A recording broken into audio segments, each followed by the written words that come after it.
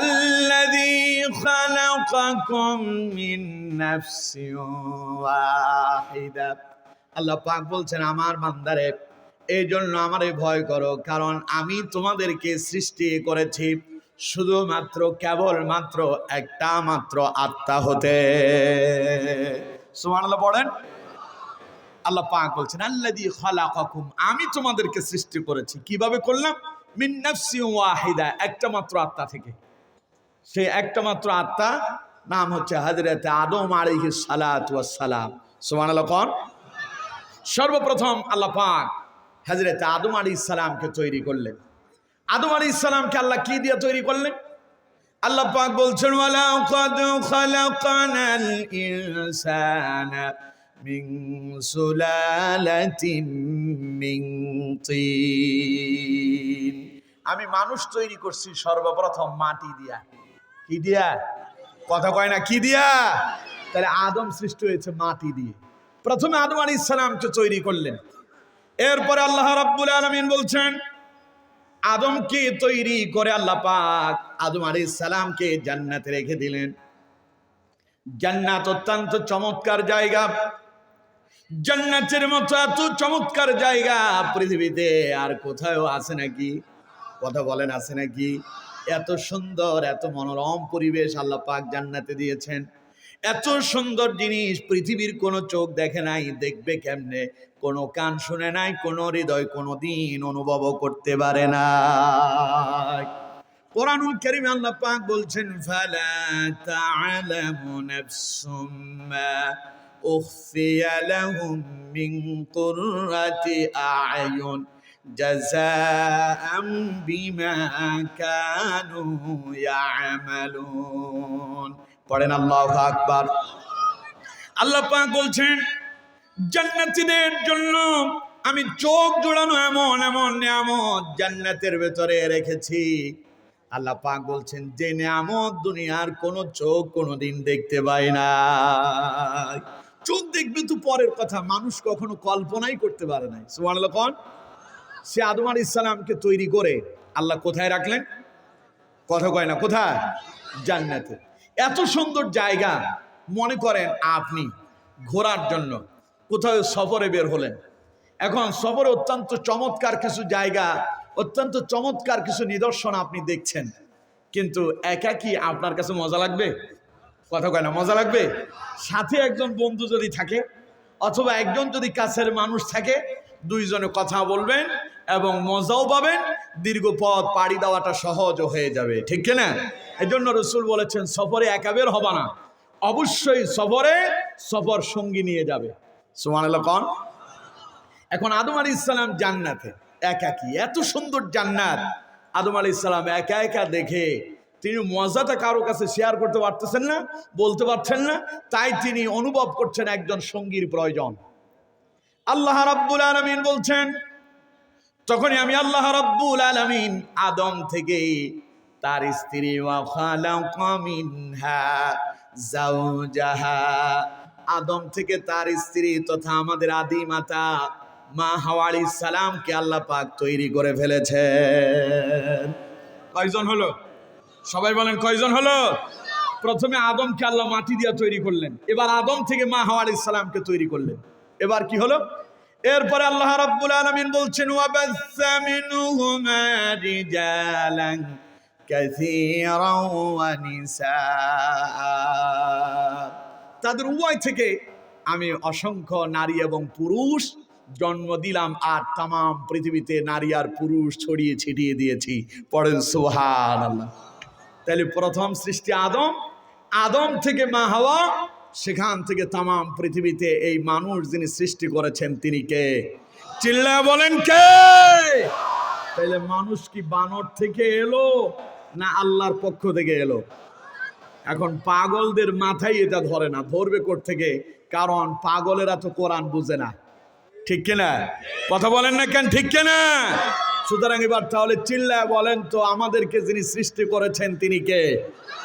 আরো আওয়াজ দিয়ে বলেন কে? এবার আদম আলাইহিস সালামকে কেমনে আল্লাহ সৃষ্টি করলেন, মা হাওয়াকে কেমনে বানালেন, সেটা আপনাদেরকে শোনালাম। এবার আপনার সম্পর্কে একটু বলি, আল্লাহ আপনাকে কোত্থেকে তৈরি করেছেন। আল্লাহ রাব্বুল আলামিন বলছেন, হাল আতা আলাল ইনসানি হিনুম মিনাদ দাহরি লাম ইয়াকুন শাইআম মাযকুরা ইন্না খালাকনাল ইনসানা মিন নুতফাতিন আমশাজিন নাবতালিহি فجعلناه سميعا بصيرا পড়েন আল্লাহু আকবার। আল্লাহ পাক বলছেন, আমার বান্দা এখন তোর অনেক পাওয়ার, এখন তোর ঘাড় অনেক মোটা হয়ে গেছে, এখন নিজের বহু বড় নেতা মনে করো, এখন আমার কোরআনের বিরুদ্ধে কথা বলো, এখন আমার ইসলামের বিরুদ্ধে কথা বলো।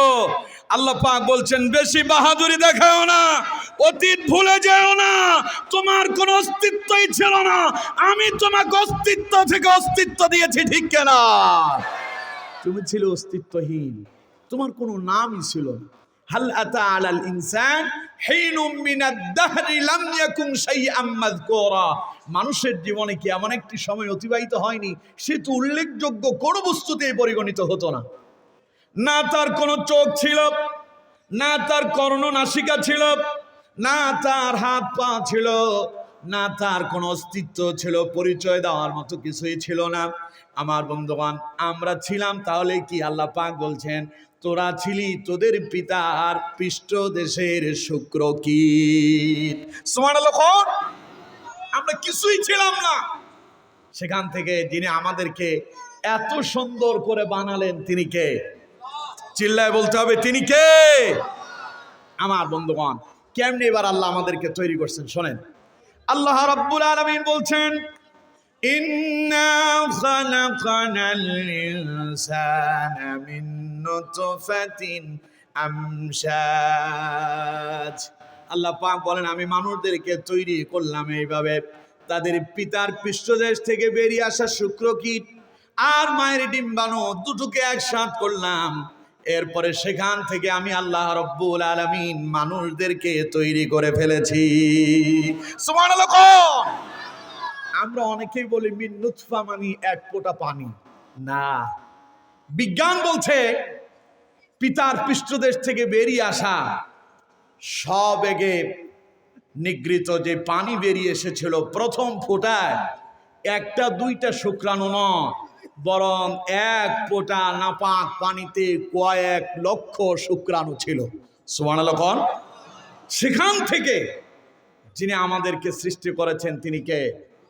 আমরা এক ফোঁটার ভেতরে 1 লক্ষ শুক্রাণু ধরলাম, সেখান থেকে 99,999টা যিনি মাইনাস করে দিলেন তিনি কে?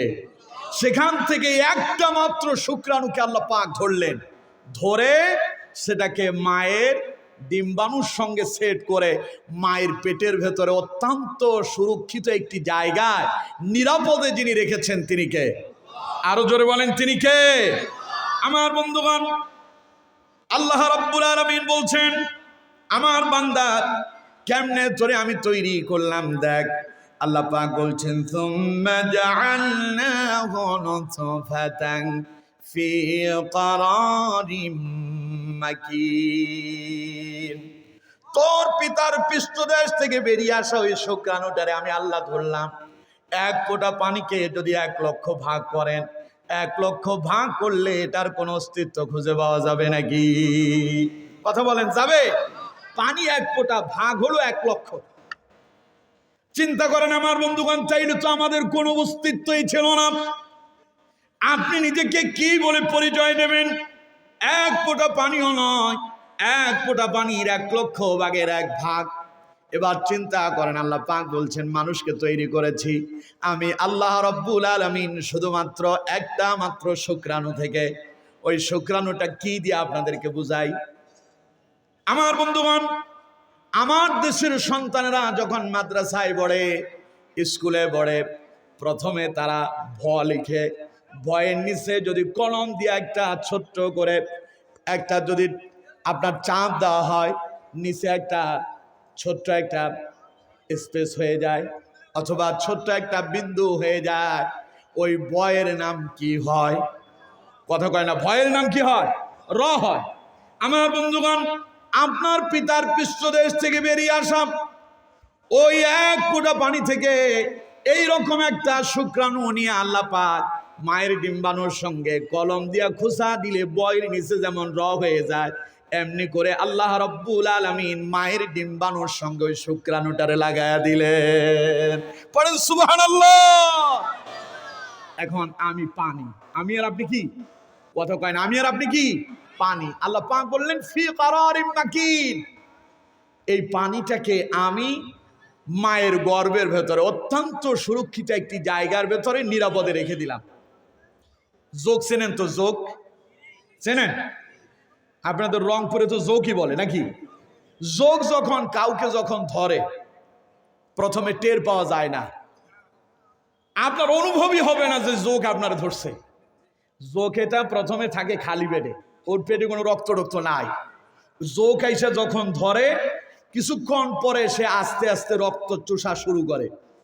একটু পরে সে আর সাধারণ কোনো যোগ থাকে না, আস্তে আস্তে ফুলতে থাকে। ঠিক কিনা? আল্লাহ পাক বলছেন এই রকম মিন নুতফা, অর্থাৎ ওই শুক্রাণুটা যোগের মতো মায়ের ডিম্বাণুতে গিয়ে ওটা ধাক্কা লেগে এখানে রয়ের বিন্দুর মতো বসেছিল। এটা এবার যোগের মতো আস্তে আস্তে আস্তে আস্তে তার রং বদলাতে শুরু করলো। সেখানে বসে সে মায়ের ওই ডিম্বাণুতে বসে বসে মায়ের রক্ত চুষতে শুরু করেছে। সুবহানাল্লাহ কোন। এইভাবে 40 দিন পর্যন্ত সে মায়ের রক্ত চুষল। 40 দিন পরে যোগ ধরার পরে যেমন কিছুক্ষণ পরে আস্তে আস্তে রক্তের চাকের মতো হয়ে যায়, আল্লাহ পাক বলেন ওই নুতফাটাকে, ওই শুক্রাণুটা কি 40 দিন পরে আমি আল্লাহ রব্বুল আলামিন রক্ত পিণ্ড আকারে তৈরি করে দিলাম। এখনো আপনার কোনো অস্তিত্ব নাই, এখন আপনি হইলেন রক্ত। আগে ছিলেন বিন্দু, এখন কি হয়েছেন? কথা কয় না, এখন কি হলেন? দেখুন আমার বন্ধুগণ, আল্লাহ রাব্বুল আলামিন বলছেন সুম্মা খালাকানাল নুতফাতা আলাকাতান ফাখালাকানাল আলাকাতা মুদগাতান ফাখালাকানাল মুদগাতা ইযামান ফাকাসাউনাল ইযামা লাহমা। পড়েন আল্লাহু আকবার। আল্লাহ নবী বলছেন, বিশ্ব নবী বলেন, মানুষ প্রথম 40 দিন মায়ের গর্ভের ভেতরে পানি আকারে থাকে। 40 দিন পরে পানিটা পরিবর্তন হয়ে যায়। সেই কথা আল্লাহ পাক কোরআনে তুলে ধরেছেন। আল্লাহ পাক বলছেন সুম্মা খালাকানান নুতফাতা আলাকা। 40 দিন পর্যন্ত মানুষ তার মায়ের পেটের ভেতরে পানি আকারে ছিল। 40 দিন পরে আমি আল্লাহ ওই মায়ের পেটের ভেতর থেকে মায়ের রক্ত খাওয়ায়া তোরে আমি আল্লাহ পাক একটা রক্তের পিণ্ড আকারে তৈরি করে ফেলেছি। এরপরে নবীজি বললেন আরো 40 দিন পর্যন্ত এটা রক্ত পিণ্ড আকারেই থেকে গেল। 40 দিন পরে আকৃতির আরেকটা পরিবর্তন এলো। সেটা কেমন হলো? আল্লাহ রাব্বুল আলামিন বলছেন ফাখালাকানাল আলাকাতা মুদগা। আল্লাহ পাক বলেন এবার আমি সেই রক্তপিণ্ডটাকে আর রক্ত রাখলাম না, বরং আমি আল্লাহ পাক ওই রক্তটাকে এবার গোশত আকারে পরিণত করে দিলাম। এবার এটা কি হয়ে গেল? কথা কয় না, এটা কি হলো? আরে আমারে আর আপনারে আল্লাহ কেমনে বানাইছে তা বলছি। আমার বন্ধুগণ, এবার আমরা গোশত আকারে পরিণত হলাম। আল্লাহ রাব্বুল আলামিনের প্রিয় নবী বিশ্ব নবী বলেন এইভাবে 40 দিন পর্যন্ত গোশত আকারে আমরা মায়ের গর্ভের ভেতরে ছিলাম। আবার 40 দিন পরে এবার আল্লাহ আমাদের ভেতরে আরেকটা আকৃতি দিয়ে দিলেন। আল্লাহ রাব্বুল আলামিন বলছেন ফাখালাকানাল মুদগাতা ইযামা। এবার সেই গোশতটাকে আমি আল্লাহ রাব্বুল আলামিন হাড় গোড় দিয়া একটা বডি স্ট্রাকচার তৈরি করেছি। সুবহানাল্লাহ খান। মানে একটা কঙ্কাল বানানো হয়েছে। কি বানানো হয়েছে গন্ত? সবাই বলেন কি? আস্তে আস্তে আপনার নতুন রূপ আসতেছে, ধাপে ধাপে আপনার আমার পরিবর্তন হচ্ছে। আমরা এবার হয়ে গেলাম একটা কঙ্কাল আকৃতির মানুষ। এইভাবে আরো কিছুদিন যাওয়ার পরে ওই কঙ্কাল আর কঙ্কাল থাকলো না, ওই হাড়গুলো আর হাড় থাকলো না। আল্লাহ রাব্বুল আলামিন বলেন ফাকাসাউনাল ইযামা লাহমা, এবার গোশতের উপরে হাড়ের উপরে আমি আল্লাহ পাক গোশত বসায়া দিলাম। সুবহানাল্লাহ কোন। এরপরে সেই গোশতটাকে নিরাপদ করার জন্য উপরে চামড়া দিয়া ছাউনি দিয়া আমি আল্লাহ পাক ওটাকে নিরাপদ বানায়া দিলাম। সুবহানাল্লাহ। আমার বন্ধুগণ, হাড়ের উপরে যদি গোশত যদি না থাকতো, হাড়টা কিছুদিন পরে মৃত্যুবরণ করত। মৃত্যুবরণ করা মানে কি, হাড় এটা কিছুদিন পরে অকাজু হয়ে যেত। আর যদি গোশতের উপরে চামড়া যদি লাগানো না হতো, এই গোশত আস্তে আস্তে পছন্দরে শেষ হয়ে যেত। ঠিক কিনা? মনে করেন আমার দেশের ছেলেবেলেরা তো মোটর সাইকেল পাইলে মনে হয় যে বিমান পাইছে। ঠিক কিনা? মোটর সাইকেল আর সাইকেল নাই, ওইটা বিমান হয়ে যায়। রাস্তা দিয়ে কি মোটর সাইকেল যায় না বিমান যায় তা বোঝাই যায় না। আমি আপনার পদ্মা ব্রিজ পার হয়ে সেই অঞ্চলে মাহফিলে যাচ্ছিলাম, হয়তো এটা যশোরের ঘটনা হবে, যশোরে যাচ্ছে। হঠাৎ করে আমার গাড়ির পাশ দিয়ে এত জোরে একটা মোটর সাইকেল গেল, আমি মনে করছি মনে হয় আসমান থেকে বিমান পড়ছে। আমি ভাবছি মনে হয় দুর্ঘটনা হচ্ছে, উপর থেকে মনে হয় বিমান পড়ছে। আমি ভয় পেয়ে গেছি। আমার ড্রাইভার আমার বলে যে হুজুর কি হয়েছে? বললাম যে আমি মনে করলাম কোনো বিমান টিমান পড়লো নাকি। কয় না, মোটর সাইকেল গেছে। এত দ্রুত বেগে গেল, চোখের বলে গিয়ে নাই। এখন আবার ছেলেবেলেদের আবার সিস্টেম কি, মোটর সাইকেলের যে স্যালেন্সার আছে ওটার ভেতরে আবার একটা স্টিক থাকে, একটা লোহা থাকে, ওই রডটারে তারা বের করে ফেলে। এরপরে এটার আওয়াজটা হয়ে যায় ভিন্ন রকম। ওর কাছে এটা খুব মজা লাগে, লোকজন শুনলে কিন্তু তারে গালি মারে। ঠিক কিনা? কথা কয় না ঠিক কিনা? এই জাতের মোটর সাইকেলের ড্রাইভার তো আপনাদের গঙ্গা চড়াতে নাই। হ্যাঁ, এখানেও আছে তিরিং বিরিং ফিরিং ফিরিং। এই তিরিং বিরিং করতে করতে একদিন সেই ট্রাকের তলে অথবা বাসের তলে শেষ। ঠিক কিনা? কথা কয় না কেন? ঠিক কিনা? মোটর সাইকেল তুমি চালাও, এটা তোমার প্রয়োজনের জন্য ব্যবহার করো, অসুবিধা নাই। কিন্তু ওইটা পাইয়া বিমান মনে করো না, ওইটা বিমান না, ওটা সাইকেল। খালি পরিবর্তন একটা হইছে, আগের সাইকেলের প্যাডেলে চাপ দেওয়া লাগছে, এটা ইঞ্জিন দিয়ে চলছে। ঠিক কিনা? বেশি বাহাদুরি করবা, একটু সামনে গেলেই আজরাইল যখন এসে দাঁড়াবে, আজরাইল সামনে এসে দাঁড়াইলে সব শেষ। এক মুহূর্তের ভেতরে সব শেষ। আজরাইল একটা ভেলকি মারবে, তুমি তখন ট্রাকের নিচে পড়ে যাবে, সেখানেই তোমার জীবন শেষ। লোকজন বলবে গাড়ি অ্যাক্সিডেন্ট করে মরছে, মোটর সাইকেল অ্যাক্সিডেন্টে মরছে। আসলে মোটর সাইকেলের কোনো দোষ নাই, দোষ তোমার। তোমার কপালেই এমনই ছিল, তাই তুমি মোটর সাইকেল নিয়ে ট্রাকের নিচে পড়ছো। ঠিক না? তাই আগেই নিজের সতর্ক করো। এরকম মোটর সাইকেল চালাও। আমার বন্ধুগণ, আল্লাহ আমাদেরকে বলছেন, আমরা যারা আল্লাহর গোলামি করতেছি না, আমাদেরকে আল্লাহ পাক বলছেন ইয়া আইয়ুহাল ইনসান, হে মানব গোষ্ঠী, মা গাররাকা বিরাব্বিকাল কারীম, কোন শক্তি তোকে আল্লাহর ইবাদত থেকে দূরে সরালো? আল্লাহ রাব্বুল আলামিন বলছেন আল্লাযী খালাকাকা ফাসাওয়াকা ফাআদালাক, আমি কি তোকে সৃষ্টি করি নাই? আমি আল্লাহ তোকে বানালাম, শুধু বানাই ছেড়ে দেই নাই। আমি আল্লাহ তোরে সুঠাম দেহের অধিকারী করেছি, আমি আল্লাহ তোরে শক্তি দিয়েছি। পড়েন আল্লাহু আকবার। ওই যে আগে বলছি না আমাদেরকে কে সৃষ্টি করছেন? এখন আমরা বড় হয়ে ঘাড় মোটে হয়ে গেছে, এখন আর আল্লাহর চিনি না। এবার আল্লাহ কই ইয়া আইয়ুহাল ইনসান, হে মানুষেরা, মা গাররাকা বিরাব্বিকাল কারীম, কে তোরে আমার ইবাদত থেকে দূরে সরালো? আল্লাযী খালাকাকা ফাসাওয়াকা ফাআদালাক, আমি কি তোরে সৃষ্টি করি না? আমি তোরে কত সুন্দর করে বানালাম, তোকে সুঠাম দেহের অধিকারী করলাম, আমি আল্লাহ তোরে শক্তি সামর্থ্য দিলাম। ফি আইয়ি সূরাতিম মা শাআ রাক্কাবাক, আমার যেমনই পছন্দ হয়েছে তেমনই সৌন্দর্য দিয়ে আমি আল্লাহ তোরে বানালাম। সুবহানাল্লাহ। কত সুন্দর করে আল্লাহ আমাদেরকে বানিয়েছেন। আল্লাহ পাক বলছেন লাকাদ খালাকনাল ইনসানা ফি আহসানি তাকওয়িম, আল্লাহর সৃষ্টির ভেতরে শ্রেষ্ঠ সৌন্দর্য দিয়া আল্লাহ মানুষদেরকে সৃষ্টি করেছেন। সুবহানাল্লাহ। আল্লাহ পাক বলছেন ফালয়ানজুরিল ইনসানু মিম্মা খুলিক, মানুষ কি তার নিজের দিকে তাকায় না?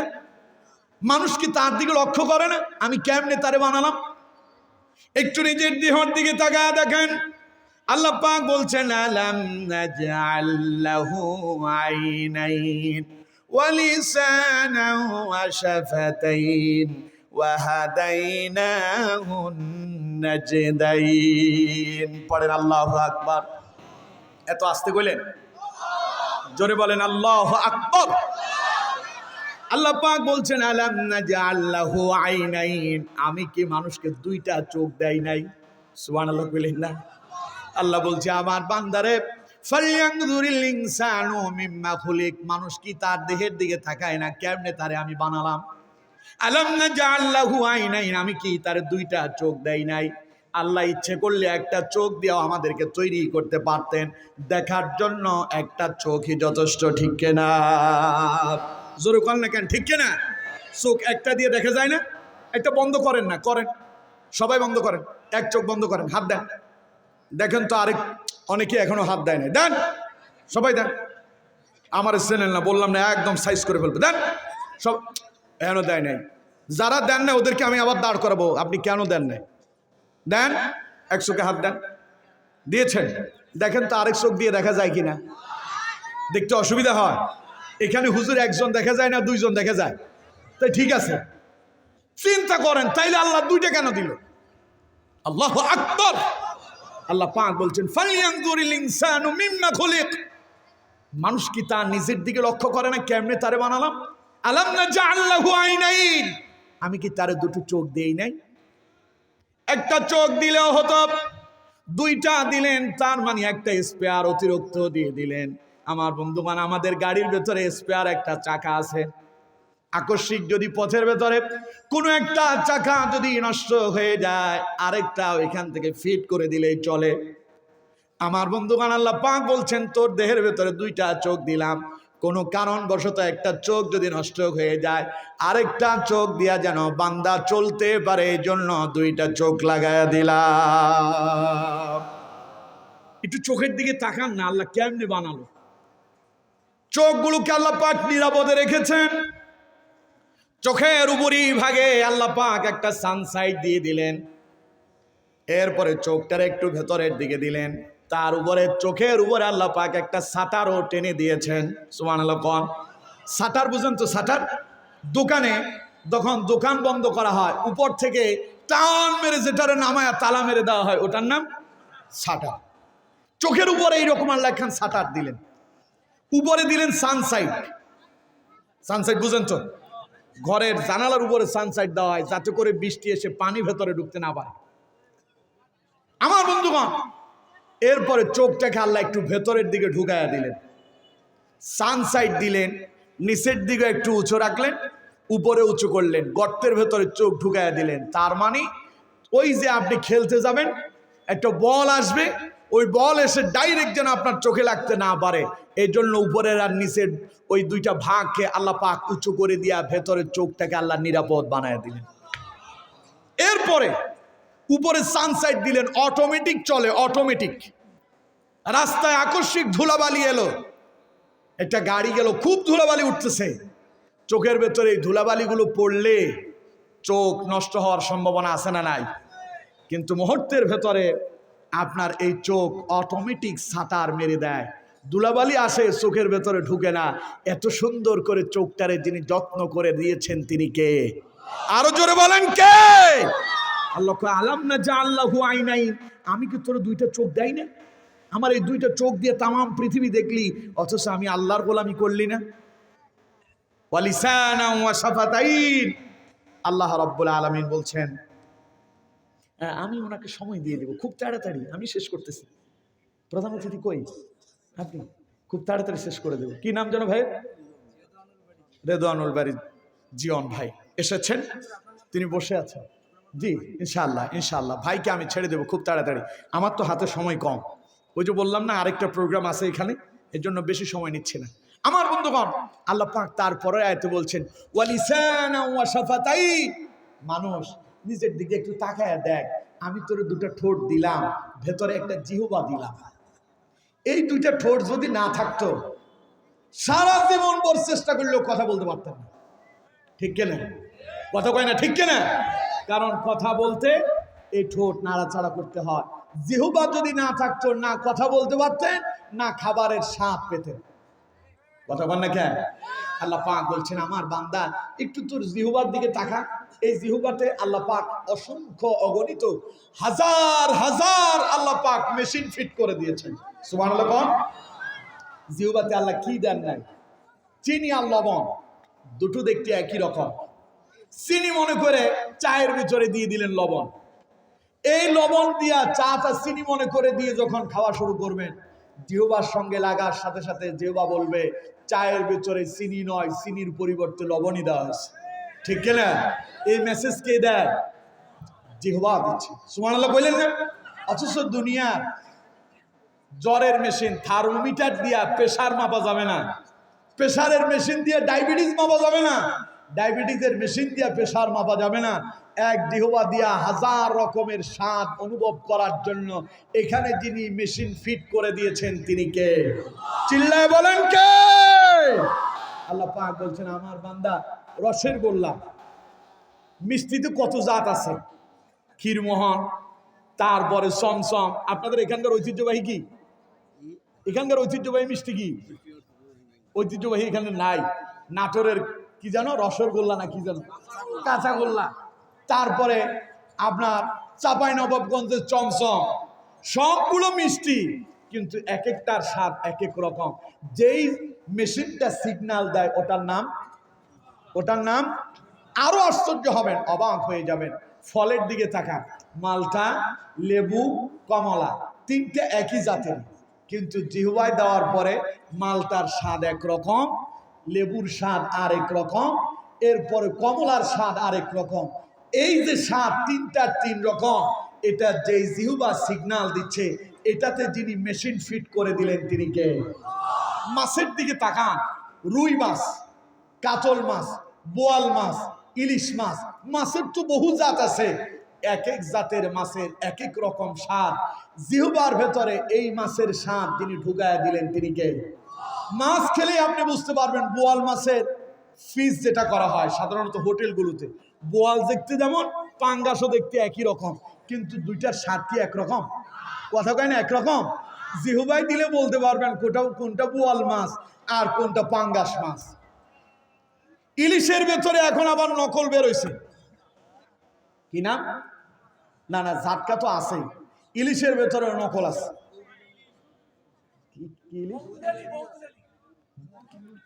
চন্দন ইলিশ, চন্দন ইলিশ। ইলিশের ভেতরে বিভিন্ন জাত আছে। বাজার থেকে ইলিশ মাছ কিনে নিয়ে আসছেন, নকলটা নিয়ে আসছেন, কেজি কিনলেন 3000 টাকা করে। খাইয়া বুঝলেন এটা আসল না। যে জিহ্বা সিগন্যাল দিল ওটার নাম, যেটা সিগন্যাল দিল ওটার নাম জিহ্বা। এই জিহ্বাতে এই মেশিন তিনি ফিট করলেন তিনি কে? দাম বেশি হইলেও কিনে সবাই চায় বছরে একবার হলেও খাওয়া লাগবে, ওর নাম ইলিশ। এই যে জিহ্বাতে এই স্বাদ দিয়া ইলিশের প্রতি আপনার আকর্ষণ যিনি তৈরি করে দিলেন তিনি কে?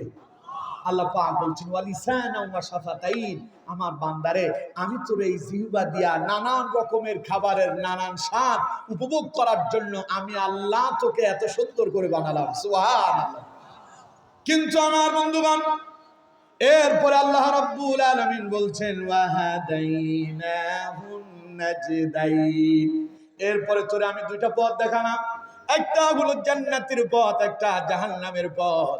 তুই যদি আমি আল্লাহর দেখানো, আমার নবীর দেখানো পথের উপরে পরিচালনা করো জীবনটাকে, ইহদিনাস সিরাতাল মুস্তাকিম, জীবনটাকে যদি সিরাতাল মুস্তাকিমের পথে পরিচালিত করতে পারো, ডাইরেক্ট আল্লাহর জান্নাতের মেহমান হয়ে যাবে। ঠিক না? আর যদি জীবনটাকে যদি আল্লাহর পথে চালাতে না পারো, আল্লাহ পাক বলেন পথ দিলাম দুইটা, একটা জান্নাতের আরেকটা জাহান্নামের। যদি আল্লাহর গোলামি না করে তাগুতের যদি গোলামি করো, শয়তানের অনুসরণ করো, তাহলে আমার বান্দা শুনে রাখো, তোমার জন্য ভয়াবহ জাহান্নামের আযাব অপেক্ষা করছে। তাহলে গোলামি শয়তানের হবে না আল্লাহর হবে? আরো জোরে বলতে হবে, শয়তানের না আল্লাহর? শেষ কথা আমার বন্ধুগণ, আল্লাহ রাব্বুল আলামিন বলছেন, যারা দুনিয়ায় আল্লাহর ইবাদত করবে না, আল্লাহর গোলামি করবে না, তাদের অবস্থা কেমন হবে? আল্লাহ পাক বলছেন ওয়ামান আ'রাদা আন যিকরি ফাইন্না লাহু মাঈশাতান ضنكا ونحشره يوم القيامة أعمى قال رب لم حشرتني أعمى وقد كنت بصيرا قال كذلك أتتك آياتنا فنسيتها وكذلك اليوم تنسى কার কথা কয় না কার কথা? আল্লাহ বলছেন ওমান আ'রাদা আন যিকরি, যারা আল্লাহর ইবাদত থেকে মুখ ফিরায় রাখে ফাইন্না লাহু মাঈশাতান দানকা, আল্লাহ তার দুনিয়ার জীবনটার সংকীর্ণ করে দেবেন। অর্থাৎ তারে আল্লাহ পাক সব সময় বিপদ আর মুসিবতের ভিতরে নানানবিধ বিভিন্ন ধরনের আল্লাহ রাব্বুল আলামিন কাজে তারে ব্যস্ত করে দেবেন। ও আল্লাহর ইবাদত করতে পারবে না, কারণ সে আল্লাহর ইবাদত করতে চায় না, এই জন্য আল্লাহও তারে পথভ্রষ্ট করে দেবেন।